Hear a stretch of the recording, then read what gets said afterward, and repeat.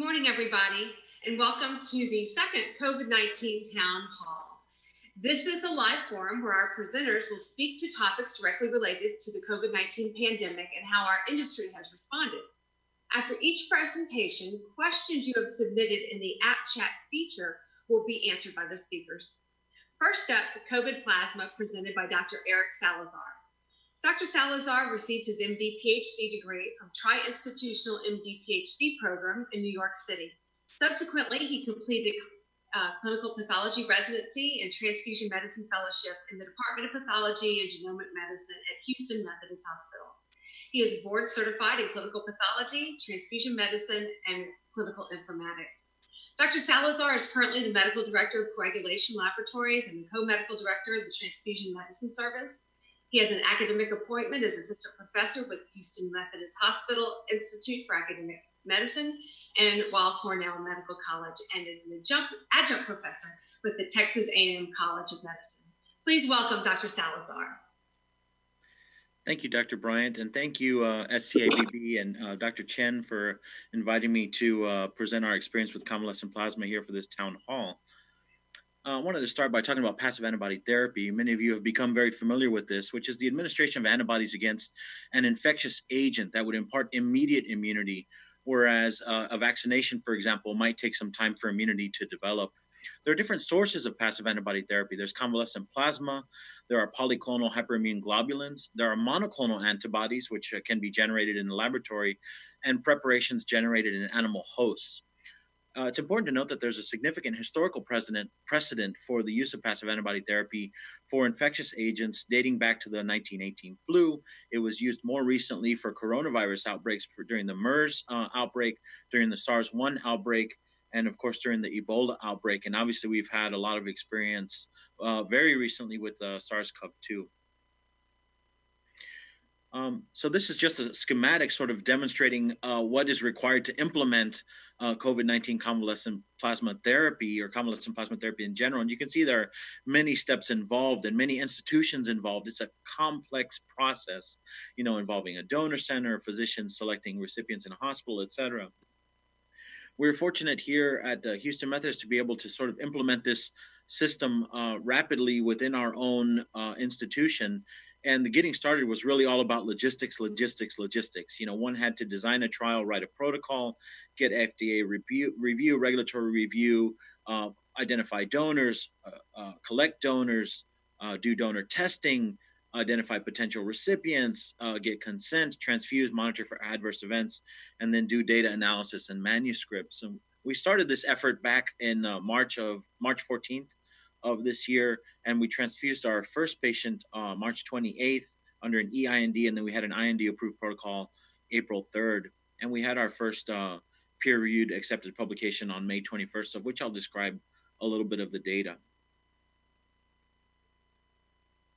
So this is our first convalescent plasma donation. I wanted to take a moment to highlight some of the key personnel. Obviously, you can't implement a convalescent plasma program unless you have a large team of individuals. We're fortunate to have Monisha Day, our chief tech, and Shel Chavez-East, one of our senior techs, that helped implement, the first collection of convalescent plasma here at Houston Methodist. And we've also been very fortunate here in Houston in general to have a source of very generous donors that serve as a source of convalescent plasma, but also because we have an IRB approved protocol for studying the donors. Also, they also provide large amounts of metadata, including demographics and disease characteristics, that give us an opportunity to learn about the COVID-19 immune response, an opportunity to validate COVID-19 testing. This is sort of a schematic demonstrating how we all think that COVID-19 convalescent plasma may be working.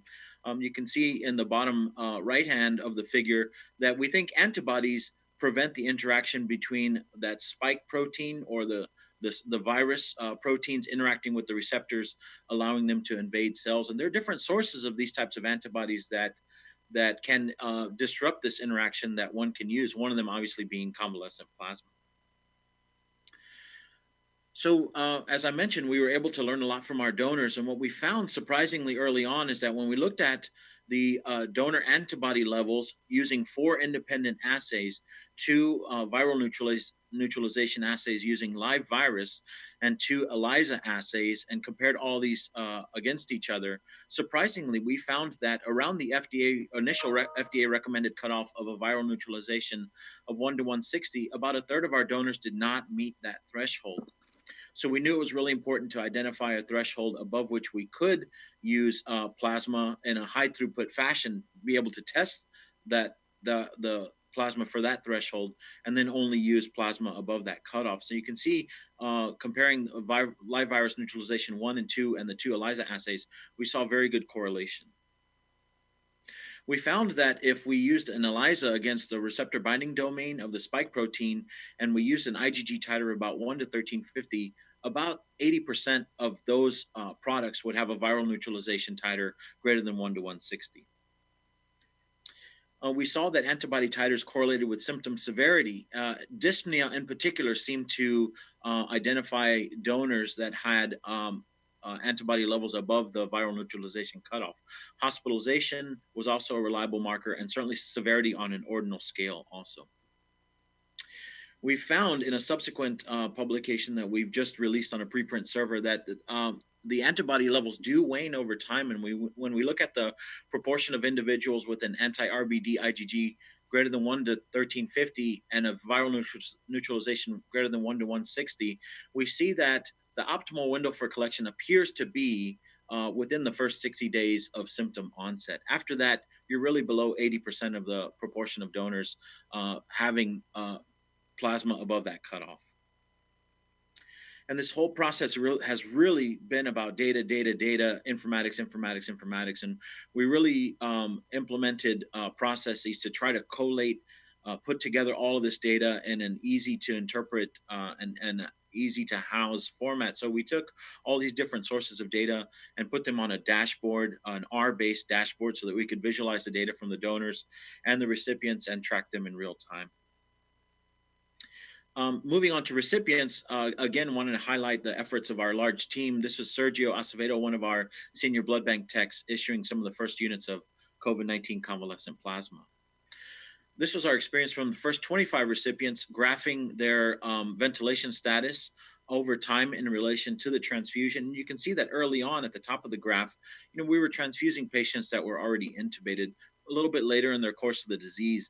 And over time, we really tried to modify that behavior and the approach that we took to transfusing patients, with the hypothesis and the general thinking that earlier transfusion is better. You can see on the left side here the results from our ELISA. And early on, we were not able to we were able to rapidly implement the ELISA, but not in time to transfuse the first patient. So there were some patients early on that received plasma with a low titer product, but we very quickly transitioned over to giving plasma only with a high titer of antibody. And this was our recipient enrollment in our clinical trial. You can look at on the left side the cumulative transfusions over time, and you can see that throughout April, May, and early June, there was a steady enrollment of patients, but especially the latter half of June and early July during that second surge in Houston, we were enrolling at a very, very rapid rate. You can see 15, 17 patients per day, which for a clinical trial is just absolutely crazy. Just a very rapid amount of enrollment in a clinical trial. And kudos to our coordinators for helping us support this type of study. So we followed up with an interim analysis looking at propensity score matching, comparing patients that were transfused to those that were not transfused. And you can see the schematic here, starting with about 2,700 COVID-19 patients evaluated initially during the interim analysis. We did propensity score matching based on age, comorbidities, relevant characteristics that we thought were important to try to match patients to each other. And we ended up with 136 transfused and 251 not transfused patients. And we have released this data in a peer-reviewed publication. just to summarize the key findings from the paper in this interim analysis, when you look at all matched patients, we see a trend towards statistically a trend towards reduced mortality within 28 days after transfusion. The same is true when you look at those patients that were transfused within 72 hours of admission. But when you combine high titer plasma with those patients that were transfused within 72 hours of admission, we were able to achieve a statistically significant reduction in mortality within 28 days post day zero or post transfusion. You can see on the bottom left figure, when we transfused after 72 hours after admission, there was no difference and no benefit to transfusion. So this really argues for early transfusion with high titer plasma as opposed to late transfusion. Taking the another approach where instead of matching against control patients, what we've done here is just compared the transfused patients against each other. Again, those patients that were transfused within 72 hours or with high titer plasma. And on the bottom right figure, what you can see is that we've compared transfusion of patients within 72 hours of admission with high titer plasma to those patients that were transfused after 72 hours of admission with low titer plasma. And again, you can see a statistically significant difference in the outcome. The Mayo Expanded Access Protocol obviously has found similar findings where early transfusion with high titer plasma is more beneficial. And Dr. Joyner has convened a group doing a meta-analysis of the available data, and you can see that using a fixed effects model, comparing all data from the released studies, the controlled studies, you can see a statistically significant reduction in mortality. Just another way to present that same data, Dr. Joyner and team have shown that in general, the available match control studies and randomized control studies favor convalescent plasma in terms of mortality outcomes. So what are the next steps? Well, we think the use of convalescent plasma informs antibody therapy in general. And obviously there are ongoing monoclonal antibody studies. We're part of some of these studies, where, for example, they've taken convalescent humans and velocimmune mice with a humanized immune system, screened the B cell repertoire, and identified very potent monoclonal antibodies. And we think the use of convalescent plasma obviously informs these types of studies. There are hyperimmune globulin studies that are set to start. And obviously, convalescent plasma recently received emergency use authorization from the FDA. And obviously, there's lots of logistics in trying to implement this. So that's part of the next steps also.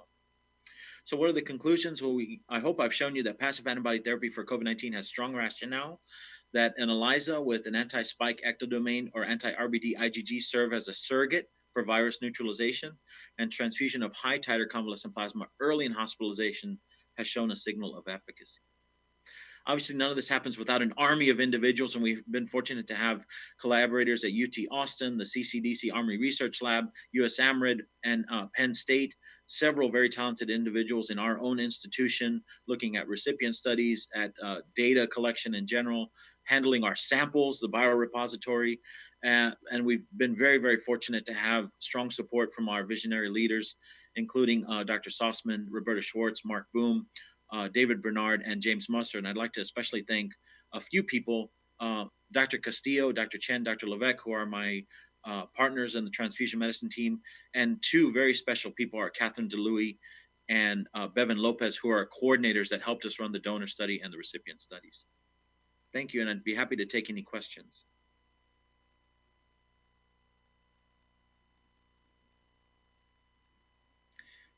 You might be on mute, Dr. Bryant. Sorry about that. Thank you so much for your presentation, Dr. Salazar. Everybody was very interested to hear you present after your paper was published. And we have a few questions for you. There was a question about the dose of plasma.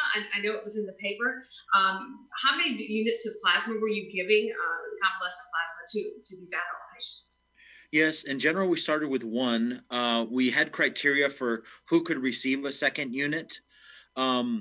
Some patients did receive a second unit. I want to say it's about a 1/3 of patients, 1/3 to 1/4 of patients received a second unit. The second unit, the issuing of a second unit was influenced by several factors. One was, how did the patient do after the first unit? Did they enroll in other studies or did they receive other treatments? Often that influenced whether they received a second unit. and we had very, very few people that actually, not in these data, but in subsequent data that we're assessing, that received actually 3 units. And really, we laid out the criteria in that publication. Those were really based on worsening imaging, worsening clinical status, these kinds of criteria. And what was the timing for most of the second units? Yeah, it was usually 48 hours later was the second unit. And then we have a question. What are you doing to implement the EUA that was announced last week? Yeah, so that's a big task. We have started issuing under the EUA. We were fortunate, as I mentioned in this talk, we were using the ELISA to qualify our plasma units. Obviously, the EUA is relying on the ortho-vitros assay. We were fortunate to have that assay. So as soon as that little announcement was made and we had the description of the EUA, we quickly grabbed samples from the highest titer units and ran them on the ortho-vitros assay. And, we've identified high titer units. But what we're trying to do is implement the EUA so that it's as smooth a process as possible. Running a clinical trial is a little bit different than issuing under the EUA. And what we're hoping to do is reduce the workload in general, because it's been, it takes a lot of work to transfuse patients under a clinical trial. You have to do all these adverse event documentations, and obviously consent needs to be documented a certain way regardless, but the data collection for the clinical trial also, we think under the EUA we might be able to issue plasma with less clerical workload. Very good, very good. I have another question for you. Were the studies that you performed using only CCP, or were the patients also receiving remdesivir as well? Great question. Actually, no, these patients were receiving several other concomitant therapies. And as I mentioned in the paper, we were not yet able to control for all relevant covariates that might impact the data. And so, I certainly acknowledge that as a limitation of the study. However, that's an approach that we're trying to remedy now that the data from all of the transfused patients are available. They've all reached a 28-day outcome. And so we're doing that analysis currently and trying to address all these limitations. Another question, are you recruiting from your own patient population or the employee pool too? And what are you doing with the low titer plasma that you collect? You mean for donors, I guess. So for donors, we are recruiting from our own patient population predominantly. So very early on, what we did is we implemented a system, IRB approved system, where we're able to track all discharged COVID-19 patients. And, we send them a communication asking if they want to be donors. But we've also certainly, like many other donor centers, made pleas to the community. We have a website.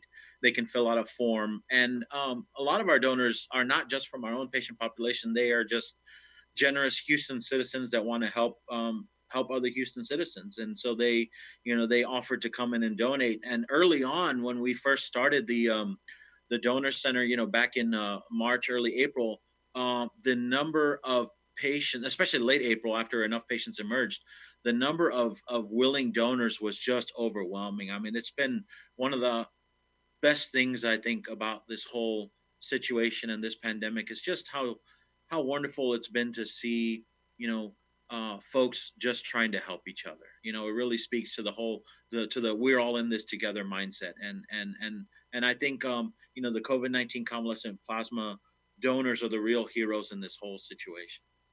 Excellent. And one more question. With the FDA EUA defining high titer versus low titer based on the ortho IgG test only, for sites that can only label as low titer, how do you tell physicians they don't need to give 2 to 3 units of CCP? I haven't done that. I haven't implemented a system where we're only giving 1 unit. We're still sticking by the same process. And, I'm fully offering more than 1 unit, even though we're using the ortho-vitros cutoff of 12. So we haven't switched to just 1 unit yet. I mean, I don't know that there's enough data to say that we can do that. All right. Very good. Thank you again for your presentation. Very, very informative. Thank you. All right. So next, we're going to hear from Dr. David Beckham.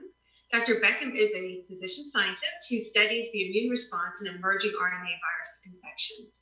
His lab worked on research during the West Nile virus outbreak and the Zika virus outbreak. During the SARS-CoV-2 pandemic, his research team worked with organizations across Colorado to develop an expanded access program and prospective observational cohort trial examining the immunological and clinical outcomes of patients treated with convalescent plasma. This work is ongoing, and the team is looking to integrate with larger networks to ensure appropriate clinical studies are completed for this important treatment option. Please welcome Dr. Beckham. All right. Thanks so much for the invitation to present. I really appreciate the opportunity to talk about some of the work that we've done in Colorado.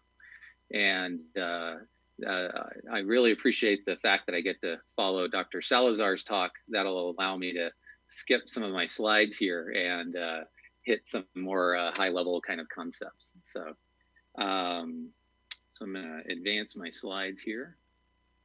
So briefly, I'm just going to go over some of the past data on the use of convalescent plasma. I'll talk a little bit about SARS-CoV-2 virology, which is more my interest.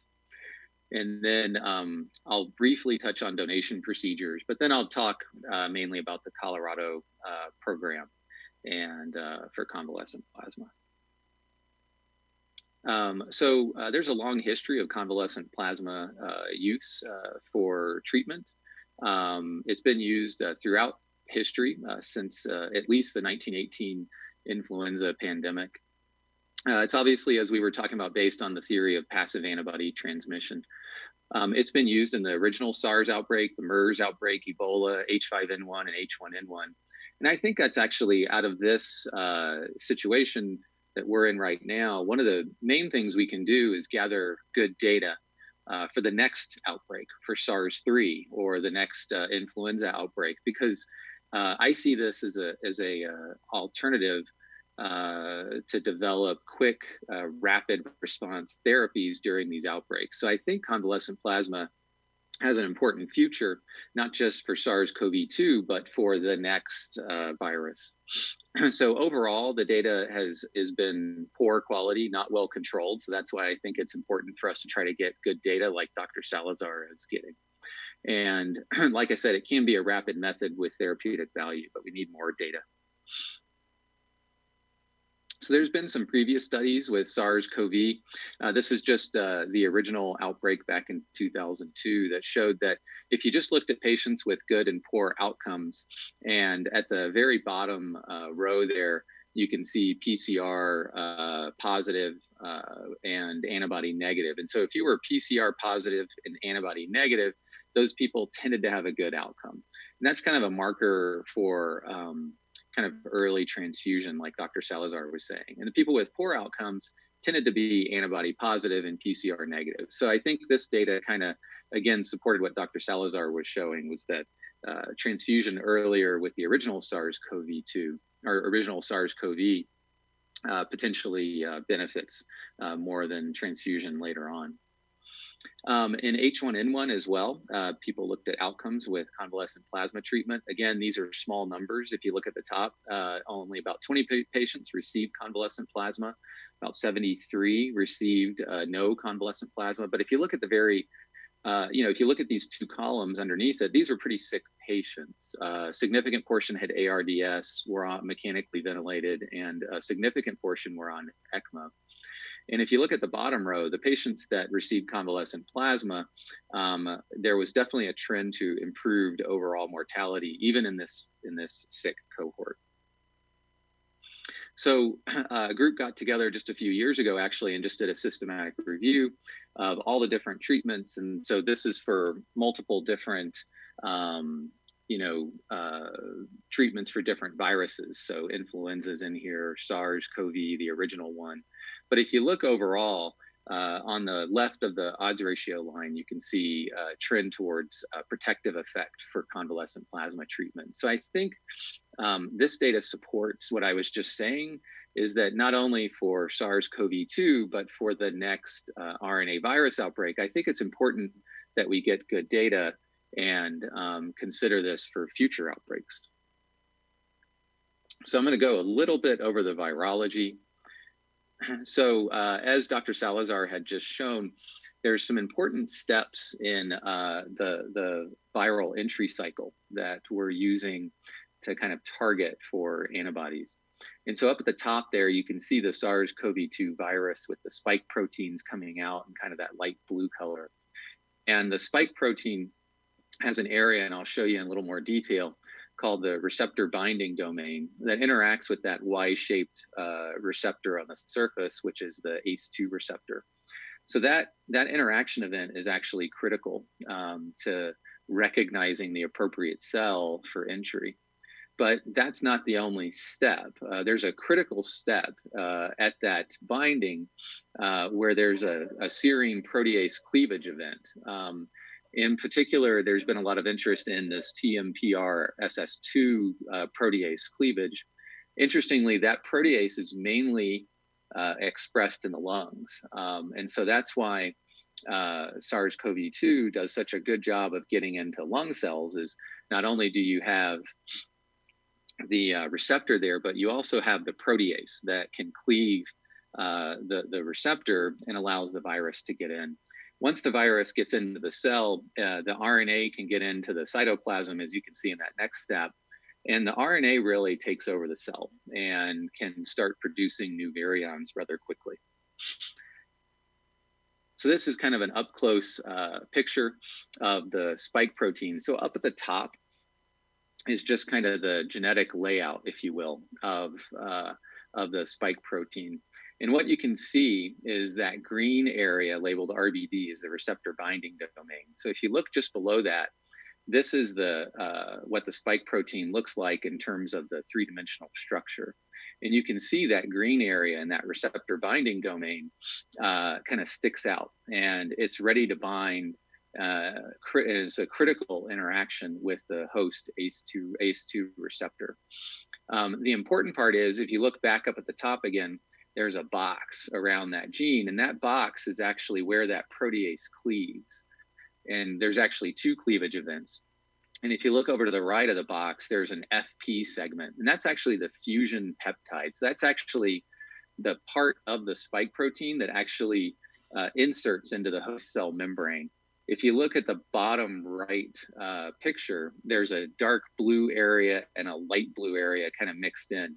And the light blue area is that fusion peptide. And that dark blue area is the N-terminal domain of that area that gets cleaved off. So you can see once that cleavage event occurs after the receptor binding domain, the fusion peptide is exposed and the virus is able to invade into the cell. So why does all this matter? So the neutralizing antibodies can definitely recognize this receptor binding domain, and that's an important area for neutralization. But there's also other important areas where antibodies can develop and neutralize this spike protein. And so there's a lot of interest in the field in finding broadly, maintained and efficacious neutralizing antibodies, not just the receptor binding domain, but some of these other areas of this protein. This is just kind of a picture showing how the receptor binds to the spike protein. So this is just some cryo-EM slices. And what you can see over on the far right of the slide is in that kind of bluish purplish color is the ACE2 receptor. And then in the green is that receptor binding domain. And that's the interaction is actually rather, it's a small surface area that actually interacts, which is ideally blocked by an antibody, which is rather large. So if you look down below that, you'll see another three-dimensional reconstruction of the spike protein. And in red are actually unique SARS-CoV-2 amino acids. And so what's interesting is that this virus has actually developed very unique amino acids in the area where it's interacting with the ACE2 receptor. And we think that has played a critical role in this virus's ability to bind aggressively to the ACE2 receptor and get into these cells and cause disease. All right, so I'm going to talk briefly about donation procedures. For us, it was a little bit different. So let's see if I can get this slide to advance. Well, so as was shown earlier, we're trying to capture these convalescent donors at a specific time point. And when you look at the red line here, there's lots of different lines here, but when you look at the red line, that's how much virus is in the respiratory secretions. And it drops off and goes away right around kind of week 1, week 2. And that light blue line is actually the PCR positive nasal swabs. And you can see that people maintain PCR positivity in their nasal swabs out for several weeks. The disappearance of the virus corresponds in that week 2 with the appearance of IgG and IgM. So what's interesting about this virus from our standpoint is that actually IgG and IgM come up at about the same time. That's actually unique. Most RNA viruses, IgM is an early event and IgG comes up later. And so you can actually, a lot of people have focused on diagnostics on IgG for this virus, mainly because there's no benefit to looking at IgM because it doesn't necessarily come up any earlier. So in general, we've taken procedures like others where we've worked to identify reasonable convalescent plasma donors and recruit them into the system for convalescent plasma. We've done this in collaboration with Vitalant, who's been very helpful in developing our program. As everyone knows here, this is an apheresis product and it's fresh frozen plasma. Just moving quickly through these. This is data from Vitalant since we've been working closely with them. So Larry Dumont was nice enough to donate some of these slides. And what we've found in our convalescent plasma titers is a lot, basically what I was just telling you. If you look at the top graph, that shows IgG responses, and only about 30% of people are positive in the first 7 days after infection, but it comes up to about 95% by about day 22. And those are the people that we've been kind of targeting for our convalescent plasma. As you can see, IgM has a similar kind of kinetics. And then if you look at the very bottom, that's actually neutralizing antibody levels. And what you can see is neutralization in that bottom right graph tends to track along with IgG. And so the timing and the kinetics for neutralization are pretty similar to IgG. And that makes, as Dr. Salazar was saying, makes it a lot easier to be able to test for IgG receptor binding domain antibodies. And you're pretty sure that you're getting good neutralization in those. So I said at about day 22 or so, the vast majority of people are IgG positive. And as Dr. Salazar said, the Vitalant looked at a large serosurvey, and they found a number of people were positive just in the serosurvey. But if you look at the graph on the right in their convalescent plasma donation samples, there's a significant portion of people, typically again around 5%, they're antibody negative, even though they definitively had infection, which is, I think, an interesting phenotype that we're still learning about. So I'm going to briefly talk about the Colorado study. So we developed an observational cohort prospective open label trial. Those are our kind of enrollment criteria: ages over 18, hospitalized, and have CCP available. We had pretty broad inclusion criteria. Then we have a control arm where we're looking at all of our COVID positive patients in our UC Health system. We've had over 1,000 patients hospitalized in our UC Health system. So we're in the process of pulling down that data right now. And then similar to what Dr. Salazar was talking about, we're completing a propensity matching system to look at our comparisons. We ran this through an FDA IND at UC Denver, and we were giving most patients one unit of convalescent plasma. Some of the patients did get 2 units, mainly for a weight-based kind of approach. If people were over 90 kilograms, we were transfusing an additional unit. So we have 16 sites across what we call the Front Range of Colorado. That's our UC Health hospitals, Denver Health, Children's Hospitals, and then some of our SCL Health hospitals were included. So we had a lot of people involved in this program. So as of today, we've actually surpassed our enrollment goals. We've enrolled over 200 patients, and we're in the process of pulling down data. One of the things we did was we looked at safety when we got to 100 patients. we were very interested in safety because that hadn't obviously been evaluated in these sick patients. And at the first 100 infusions, we only had 2 adverse events. Both were minor transfusion reactions. Only one of the infusions was stopped. Probably didn't need to be. There was some hypertension, fever, and trills that resolved with some simple treatment.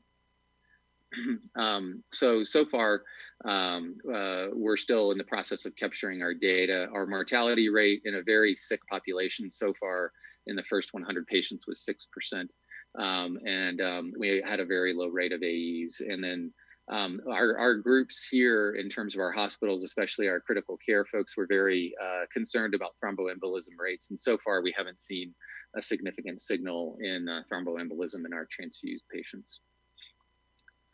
And so, as was mentioned, Mayo has a large CCP protocol. And I think, as everyone knows, our low rate of adverse events is pretty similar to theirs. They've had less than 1% of SAEs and AEs in their large cohorts that they've looked at.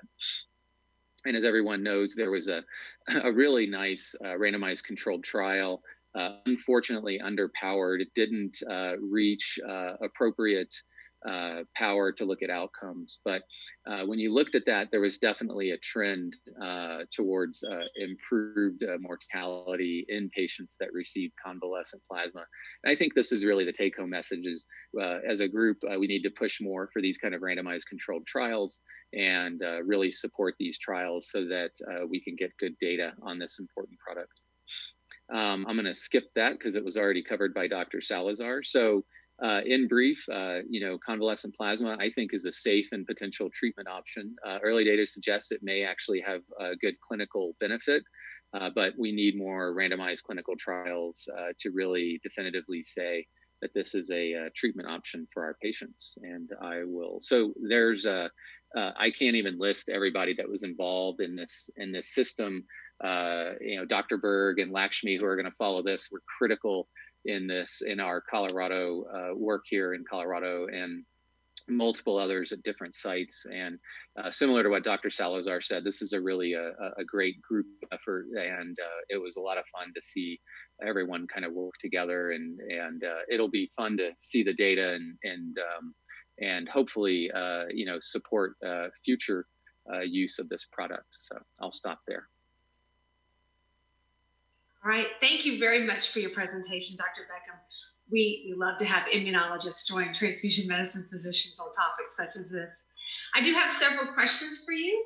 Let's see, the first one is, I've heard that the COVID-19 antibodies drop off relatively quick.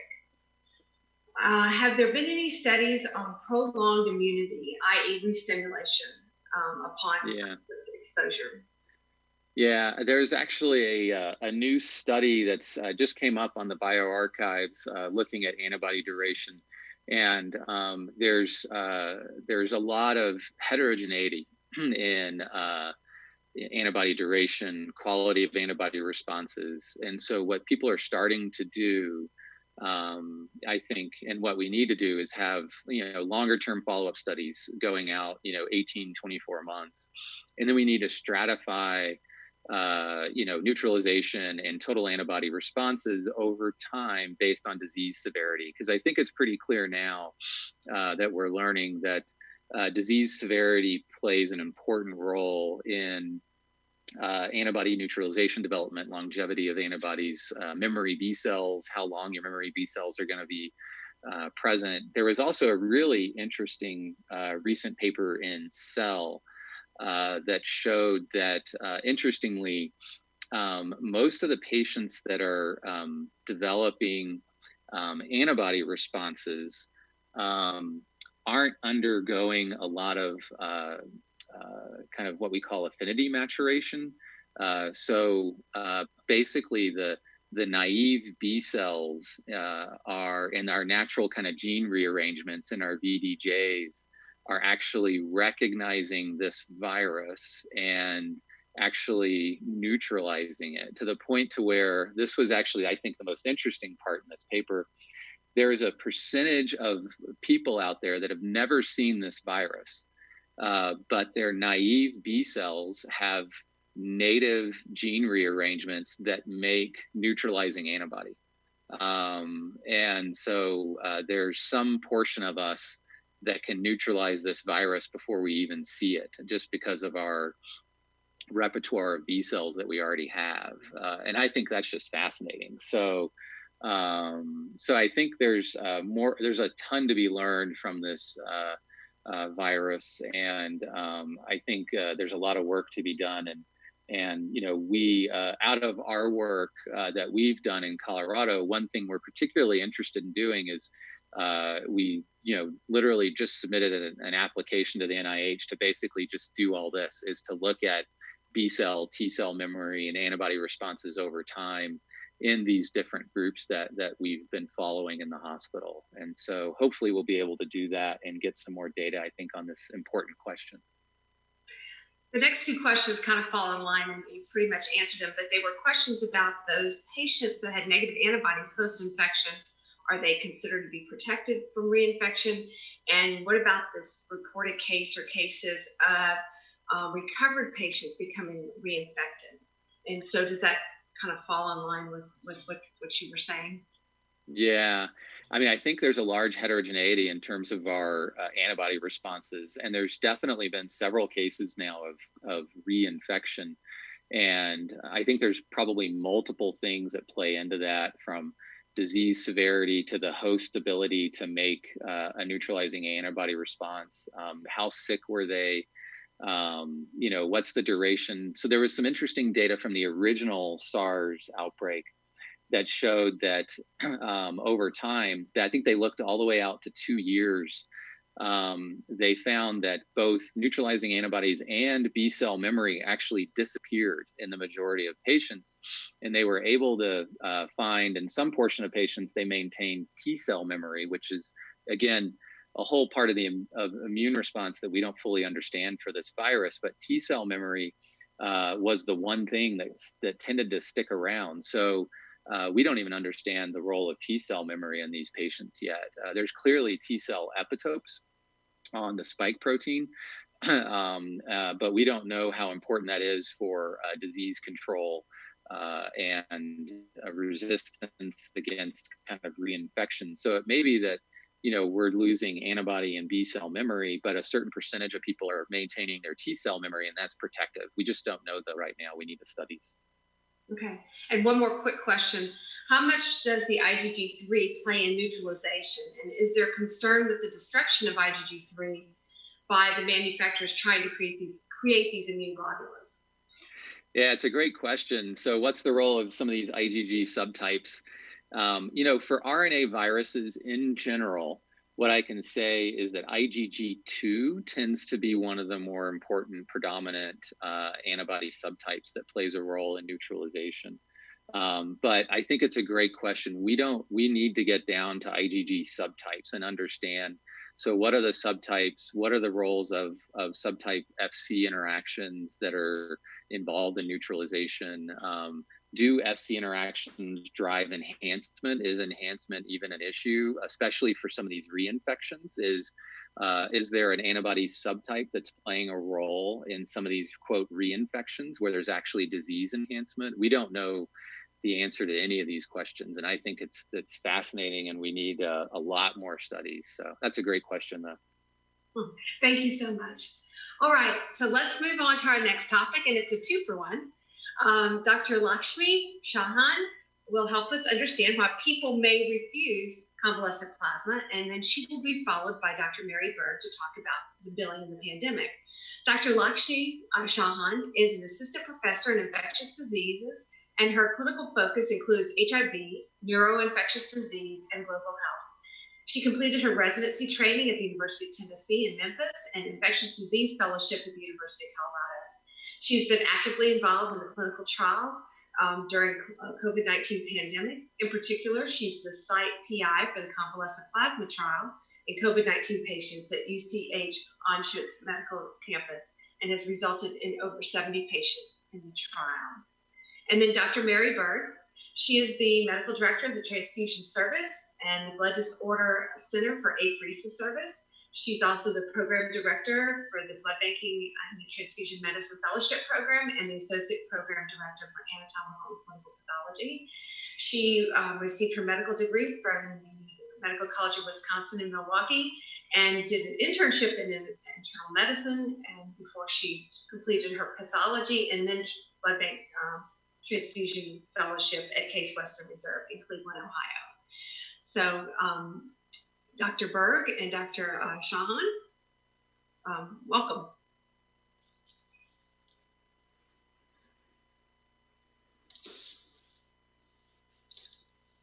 So I have a more of a general topic based on my experience with enrolling patients in this convalescent plasma trial. As you all probably heard from the prior speakers, Colorado was one of the earlier sites to start seeing a surge in patients. So we started enrolling patients in early April, and our expanded access protocol was approved in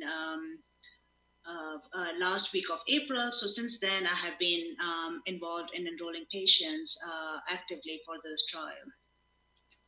So one of the major things which has come up during this enrollment for different studies is are the reasons why patients or the families in in this situation who are the decision makers would refuse any investigational product. So the objectives for this talk are, basically some eligibility requirements for our study, which Dave Beckham already covered. So I will probably skip over some of those. The process for patients to receive convalescent plasma at our institution, and why healthcare providers might not want to give convalescent plasma, why patients or families refuse convalescent plasma, and the potential risk, which Dave Beckham has already touched on. So I would probably skip on that for right now.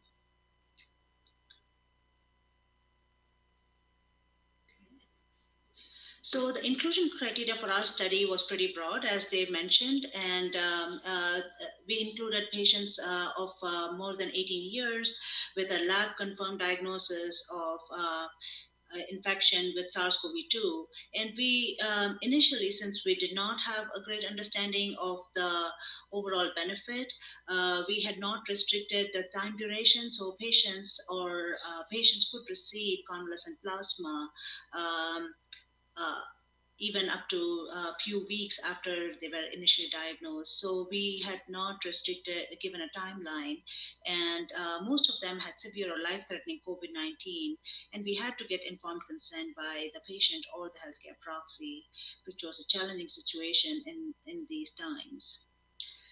So we had defined severe COVID-19 as anybody with dyspnea, respiratory frequency of more than 30, oxygen saturation less than 93%, and life-threatening COVID-19 with respiratory failure, septic shock, and multi-organ dysfunction. So we had a variety of patients that we enrolled in the study, starting from patients who had just mild symptoms needing 2 to 3 liters of oxygen to patients who were on ventilator and ECMO. So we had a diverse group of patients in our study.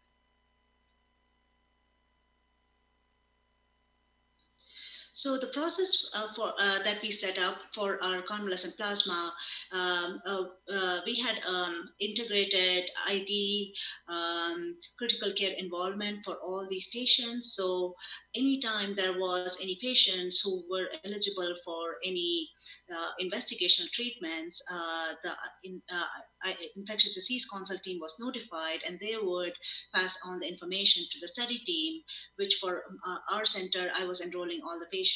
And after all the eligibility requirements were verified, I would try to get the informed consent from the patient or the proxy.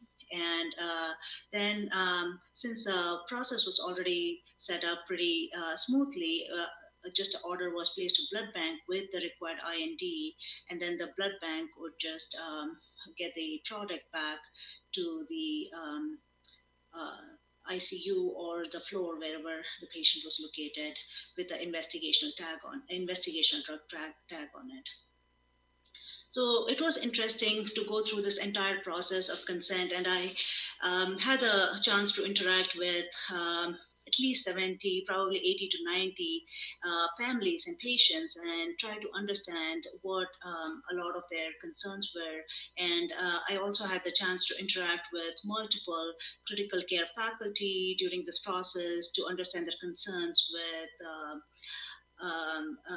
all these investigational products. And we were truly in the learning phase at that point, not knowing if we are just getting into another product which has no benefit, or it does have some potential for benefit for these patients. And initially, there was quite a bit of interest in this product, as there were some patients and patients' families who came out suggesting that this was an important product to use. So there was from the consent standpoint, there was this fine balance of trying to balance expectations versus also giving the right information. So many of the physician concerns which came about, and most of them were initial before we had any of the safety data available from the Mayo Expanded Access Protocol. So volume overload was one of the major concerns which came about a lot of times, and most of these patients were already having ARDS, and they had fluffy lungs, and they were being diuresed. So giving a plasma which will just be intravascular was quite a bit of concern for the critical care physicians, especially not knowing the true benefit. Many of the times when we were consulted for transfusion was when these patients were about to be intubated or in a critical situation. So there was a major concern. But over time, I think we figured out that this could be managed with appropriate diuretics or stabilizing the patient first. The thromboembolic risk was one of the major reasons for refusal from the physicians, and I did have a few patients who actually got consented for the convalescent plasma, but then the physician refused transfusion after the consent process because the patient had a thrombus risk, or they had a prior history of PE. So that was an important risk that was mentioned. As Dave Becker mentioned, that in our study, we did not note any significant increased risk of thromboembolism. And as we kind of learned through this entire process of COVID-19, we did realize that it is beneficial to have these patients on higher anticoagulation regimen. So most of our patients have been getting routine anticoagulation, but at a higher therapeutic level. So that has probably decreased the concern for thromboembolic risk. And then the routine risk with acute lung injury and transfusion reactions. There was, especially with acute lung injury, there has been concern since sometimes we were asked to transfuse for patients who were on 2 to 3 liters of oxygen. So there was a concern whether this would just push them over the edge and actually push them into ventilation. And in the initial part with not being able to understand how these people perform on ventilators, it seemed they had a poorer outcome. So that was quite a bit of concern. And of course, with any experimental product and prior history with convalescent plasma, there has been the skepticism that this does not work. And many times, if patient is stabilized and even on high flow oxygen, there would be concern about why try something experimental at this point, and many of the refusals for us happened from that standpoint. So it was a interesting process to talk to all the physicians. And from the patient standpoint, I think it has been a roller coaster for us, talking to a lot of patients' families. This has been a challenging time to take care of really sick patients, and we have had to do all of this without having patient families on site. The whole process has been really challenging to get the patient families would not be able to see the patients at all. They would see them on Zoom, on FaceTime or Zoom, and will have to take these important decisions for the patients who are critically ill. And that was causing quite a bit of challenge in trying to convince them to give a consent. So there is general fear of any experimental treatment, and a majority of the patients did refuse because they didn't want anything to be experimented on them, even though the options for treatment were very few. Other than that, so a large part of the refusal was from that aspect of getting involved in a study protocol. And then there were these concerns for adverse effects, and when you talk through all the adverse effects of transfusion, uh, that would raise concerns, and many of the patients or patient families would back out at that point. Like I mentioned before, just general misunderstanding about study treatment. They would just believe that it's an experimental treatment or they're being tried upon, which was difficult to break the barrier. Of course, there has been misinformation in different media and everywhere else. So, and there is also, I noted, a concern for blood products in general. Patients would agree for medications, medication trials, but blood products caused quite a bit of concern. A major challenge that we faced was a language barrier because more than two-thirds of our patients were non-English speaking. And even though there was some information on internet in the English language, I don't think there was sufficient in other languages about convalescent plasma. So try to explain all of this benefits and risks through an interpreter and remotely sometimes did not really go well, and it caused a lot of refusal. What did help sometimes for us was to use a native language speaker. So I had some colleagues who were native Spanish speaking who helped get the consent, and that actually helped bridge the barrier quite a bit. So I think there have been quite a bit of concerns because of not being able to communicate face to face and also direct in that same language.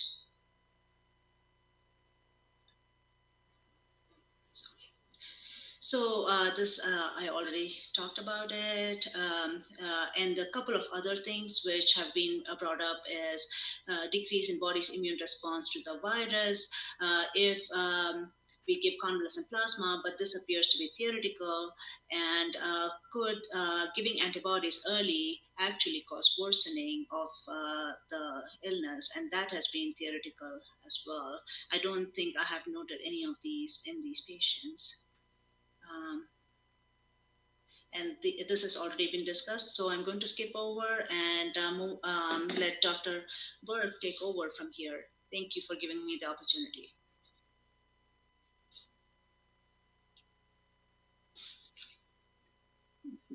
Thank you, Dr. Chauhan. Yeah, I'd like to have my first slide up. We can actually go to the next slide if that helps. Okay, yeah, go to the next slide, please. I'm supposed to be talking about the billing, how we pay for the convalescent plasma. And one thing that I want to make clear is that there are two different things about the paying for the plasma. One is that the FDA is the one that has been approving all of the things related to convalescent plasma, but the FDA doesn't pay for things, CMS does. And so I wanted to go a little bit over CMS reimbursement and make it clear that that's based on the patient location. So what we do for billing in the inpatient setting is actually different than what we do in the ambulatory setting. For the inpatient setting, there's an MSDRG for every admission, and this is a Medicare severity diagnostic related group. And this is something where, for example, if a patient has appendicitis and they're going to come in and have an appendectomy, that's assigned a certain revenue code or adjustment code for how that is going to be paid for. And so all of the charges that are related to that diagnosis and the procedures related to it are going to be billed for one lump sum. And so individual billing for any type of laboratory testing, transfusion, any antibiotics given, there isn't separate billing for any of that. It all has to be done under that one MSDRG code. The catch is that you can make adjustments to these codes based on, for example, if they're complications, and you can have minor complications or major complications, and then you can add those onto the MSDRG code in order to get a better payment for it. The other thing is that there's also a cost to charge ratio, or CCR. And for everything that we do, there's a different cost to charge ratio, and that can be adjusted based on the geographic location, the type of hospital, for example, to have, if it's a teaching hospital versus not a teaching hospital. So each institution kind of has its own cost to charge ratio. And I put in here, for example, in fiscal year 2016, the typical cost to charge ratio for blood and blood products is 0.336. And what that means is that if you put in a bill for $100 for something related to blood and blood products, you would be paid about $33 for whatever it was that you billed. So it's expected that hospitals, basically facilities that are billing CMS, will understand that this cost to charge ratio exists and put their billing in according to what that cost to charge ratio is. So they kind of expect you to inflate the price of it a little bit. On the outpatient side, there is also an MSDRG for things that happen in the outpatient setting. And there is also a hospital-specific departmental cost to charge ratio. But in addition to that, there are individual things that can be billed. So for example, if a patient is going to have outpatient chemotherapy, you can bill separately for the administration of the chemotherapy, for the phlebotomy for drawing laboratory tests, for the actual charges for the laboratory tests. All of those are done separately on the outpatient side. And so when you're doing all of this, again, you have to take into consideration all of these different codes that might be entered for that, and also the hospital's cost to charge ratio. So this payment for this ambulatory payment classification, or APC, is based on the relative weight of what all of these different factors are, that there's a base payment in it, and then there are these hospital-specific adjustments based on the cost to charge ratio. So there's a difference if you're transfusing to somebody who's an inpatient as opposed to an outpatient. So next slide, please. In addition to that, you have to remember that you can't bill for something if there's not a code for it. And again, the FDA is not going to supply us with codes. It's CMS that applies us with these codes. So even on the inpatient side, even though things are rolled into the MSDRG, it's still important to list all of the things that happen to the patient on the inpatient side, because that can impact future reimbursement. So for example, if you're going to have a patient admitted with pneumonia, then you want to include all of the things, the antibiotics that are given, being on a ventilator, all of that stuff. You want to include that in your charges, even though they're not going to be reimbursed separately. Because CMS takes a look at that, and then they're going to say, oh, you know what, we're seeing an amount of however much for this particular diagnosis. Maybe we need to adjust how much we actually pay for this. So CMS is really relying on people to submit accurate data so that they actually can reimburse in an accurate way. And so a lot of times what the CMS is paying for would be, for example, for procedures. And these are based on the ICD-10 codes. There's an ICD-10 PCS, which is a procedure coding system. And this is maintained by the AMA. And a lot of the CMS billing codes are based on these ICD-10 codes. So for example, you see down there in the table that there's a procedure code for the transfusion of non-autologous convalescent plasma. And it makes a difference if it's transfused into a peripheral vein versus into a central vein. And right now, these are the only procedure codes that we have available for billing for convalescent plasma. So there is not necessarily a P code, which is a product code that we would typically use for saying that there's a particular product that we are giving to a patient. But even so, we want these procedure codes to be used for all of these patients who receive convalescent plasma, so that hopefully in the future, CMS is going to be able to reimburse for it. Okay, next slide. So on the blood center side, of course, blood centers are also, along with everybody else, rushed in to say, oh, we need to collect this convalescent plasma. We can help people by doing this. And the catch is that blood centers don't get reimbursed by CMS. Blood centers typically will bill hospitals for the processing and handling fees for the different types of blood components that they handle. And then the hospital basically will pay those fees and get reimbursed from CMS based on the codes, the billing that they submit to CMS. But in this particular situation, as I said, everybody kind of rushed in to do this without really thinking about, okay, how are we going to pay for this? Well, it's not true. A lot of people on the administrative side were thinking about how are we going to pay for this. But the people who were collecting the plasma and who were transfusing the plasma weren't thinking about the costs associated with this initially. So BARDA initially said that they would cover the cost for the convalescent plasma that was given as part of the Mayo protocol. And then they later expanded it to say, okay, we'll also do it for the emergency INDs that people are submitting. So you would submit an individual IND for each patient who received the convalescent plasma outside of the Mayo protocol. But then other places also developed INDs, and they were transfusing under INDs that were not EINDs and were not part of the Mayo EAP. And so then things needed to be kind of expanded. And what BARDA has basically said is that as long as their funds hold up, they'll pay for things under the Mayo EAP and they'll pay for the EINDs. And then in addition to that, some blood centers basically have said, okay, but we're not getting reimbursed from BARDA because of a lot of technical issues. So we're going to start billing the hospitals. And some hospitals are paying those bills, some hospitals aren't. Some blood centers are submitting those bills, some blood centers aren't. And so there's a lot of confusion about how to handle these charges. And I can honestly say that confusion still exists. So next slide. Last week, after I made these slides, the FDA basically confused everybody even more by changing all of the rules. So the Mayo EAP is no longer enrolling patients. And so we don't have that form of reimbursement coming from BARDA. And also it's kind of a question of what are we going to do now? Because we thought we were going to be able to have just a simple product code for the convalescent plasma, but now they probably need to set up convalescent plasma product codes for things that are high titer versus low titer.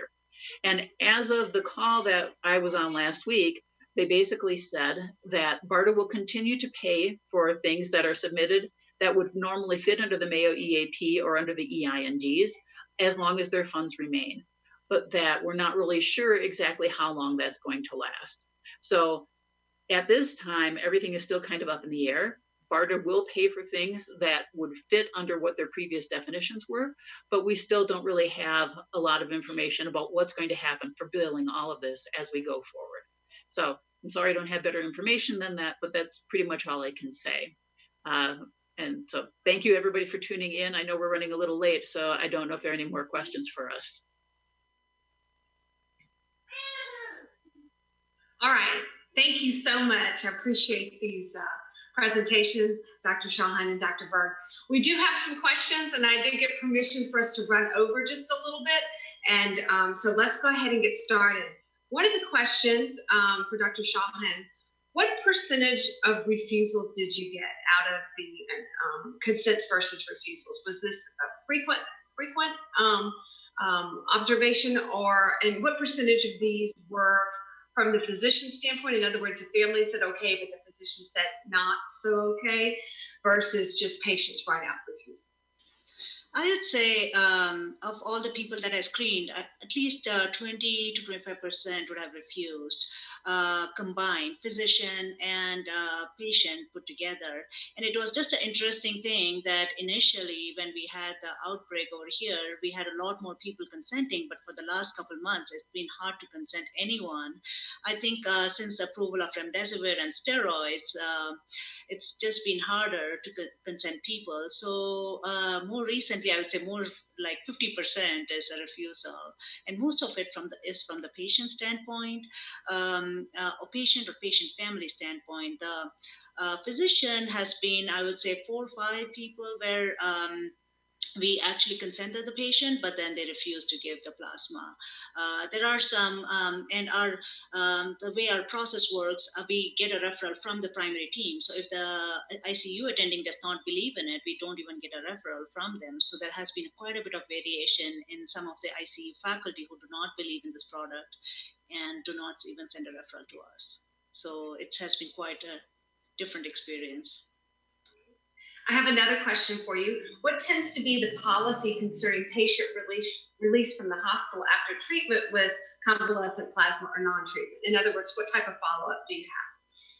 So for right now, and that was part of our other grant that we had been submitting, and Dave Beckham is part of that. We had planned to follow up these patients. We have a follow-up clinic set up for these patients to assess how they do.